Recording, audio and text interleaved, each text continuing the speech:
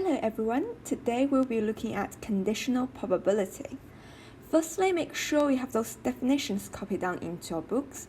So, a dependent event is one event depends on the outcome of another event.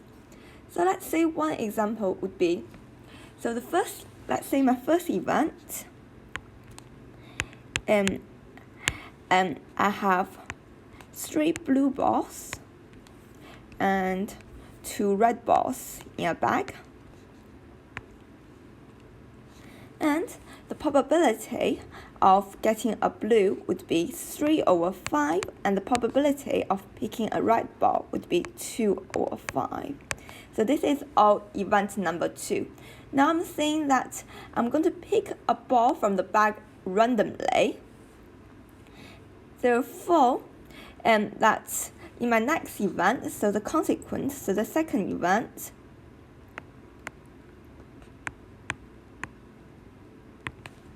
that I will only have 4 balls in my bag because I have picked out a ball. Therefore, the second event depends on the first event. Therefore, this is what we call a dependent event. So there's 2 outcomes. So if I picked a blue ball at the first time, so I would have 2 blues and 2 red in the bag. Therefore, consequently, my probability will change. Now the probability of getting a blue is 2/4 because there's only 4 balls in the bag, and the probability of getting a red is 2/4. If I picked a red from the bag in the first event, so my second event in the bag, I would have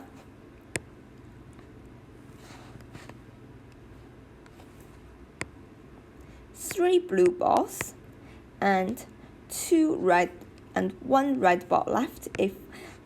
And consequently, my second event depends on the first event. The probability of getting a blue will be 3/4, and the probability of getting a red would be 1/4. So the second event, the probability of the second outcome will depend on the first event. And the probabilities we have here, and the probability of the dependent event is what we call a conditional probability. So this is what we call a conditional probability, the probability of a dependent event. Now let's look at an example question. So there is 10 pencils in Toby's pencil case. 7 of the pencils are HB pencils. Toby takes 2 pencils out from his pencil case. So let's start with drawing the tree diagram. So let's say the first pencil, so he's taking out 2 pencils from his pencil case. So let's say the probability of getting the first pencil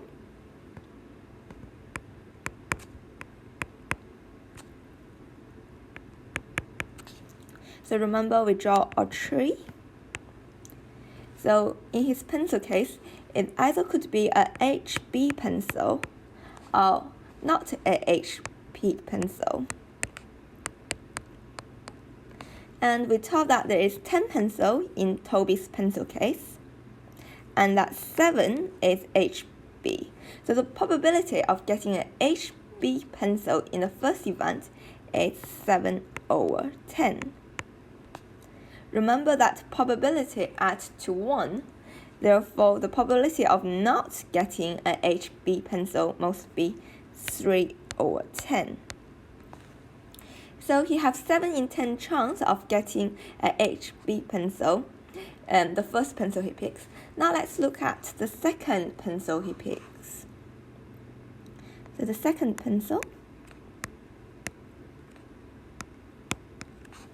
So again, he could only pick HB pencils or not HB pencil. So let's think about it. So there is 10 pencils in the pencil case at the start. Now he picked out a pencil, so there'll only be 9 pencils remaining in the pencil case. So this is what we mean by dependent event, that the pencil he picked out. So the second event depends on the first one. So there's only 9 pencils in the pencil case. And the first one he picked is HB. Therefore, there's only going to be 6 HB pencils in the pencil case. And remember, probability always add up to 1. So therefore, we have 3 not HB pencils. Well, on the next branch, if he picked a pencil that is not HB, again, there is only 9 pencils remaining in the pencil case, and the probability of him picking a HB pencil would be 7 over 9, because there is still 7 HB pencils in the pencil case, and not an HB pencil would only be 2. So that is our tree diagram. Part B, work out the probability that he picks out at least 1 HB pencil. So let's look at this. So let's work out the probability of that. So he could either pick HB, then HB. So that's at least 1. So the probability of this would be 7 over 10 multiplied by 6 over 9.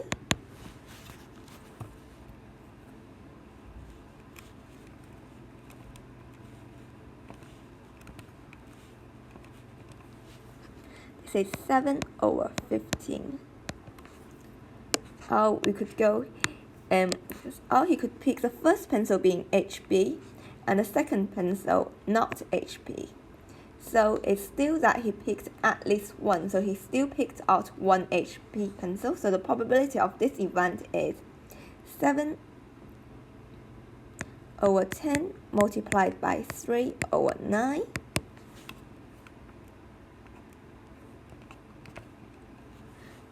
So it's 7 over 30. Alternatively, the first pencil he picked is not HB. Then he picked a HB pencil.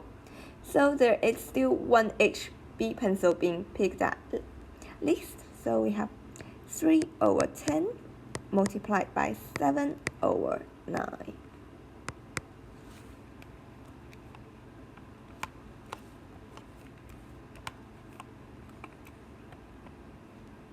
It's 7 over 30.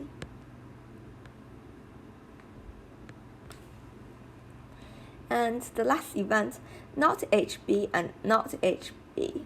Well, so he didn't pick out any HB pencil, so this is not a probability we want.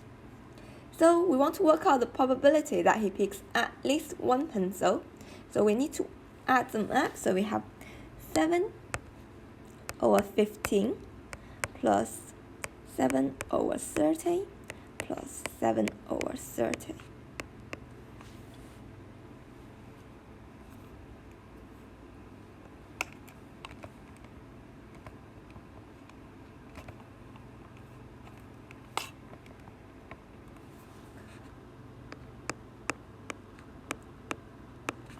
So the probability that he picks out at least 1 HP pencil is going to be 14 over